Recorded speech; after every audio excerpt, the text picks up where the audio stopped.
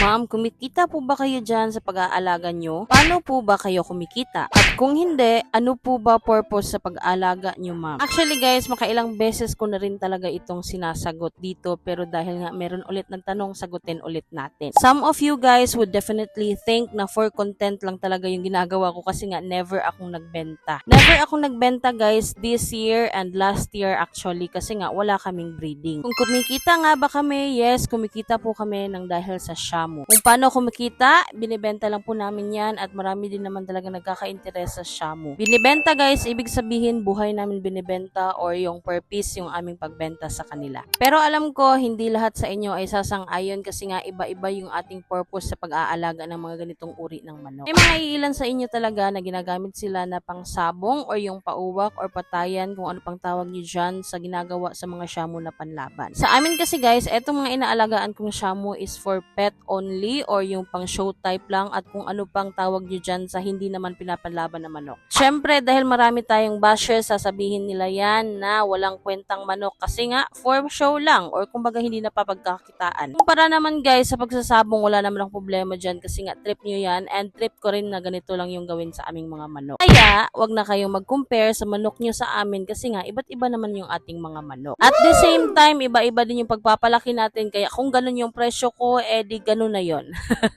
Kung ano nga ba yung purpose ko sa ngayon sa mga alaga ko? Yes, for the content lang muna sila sa ngayon kasi nga hindi ko pa sila ibibenta. Ano bang gagawin ko sa kanila? Di i-video ko tapos ipopost ko. Di ganun lang. Parang routine lang din talaga namin.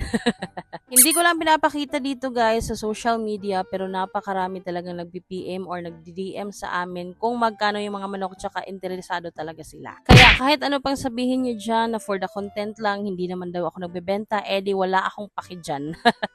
Sino pa ba at ano pa ba yung gagawin kong content kundi itong mga manok namin? Syempre guys, ito yung gagawin ko talagang content, yung aming daily routine or yung ginagawa namin bilang nag-aalaga ng mga livestock. Gets ko naman din talaga kasi minsan na hindi natin maiiwasan, meron talagang mga iilan sa inyo or mga iilan nating mga bashers dyan na kunwari hindi affected sa ating mga alaga pero panay bash naman ang ginagawa. Magbago na kayo, 2025 na, makaluma pa rin yung ginagawa nyo.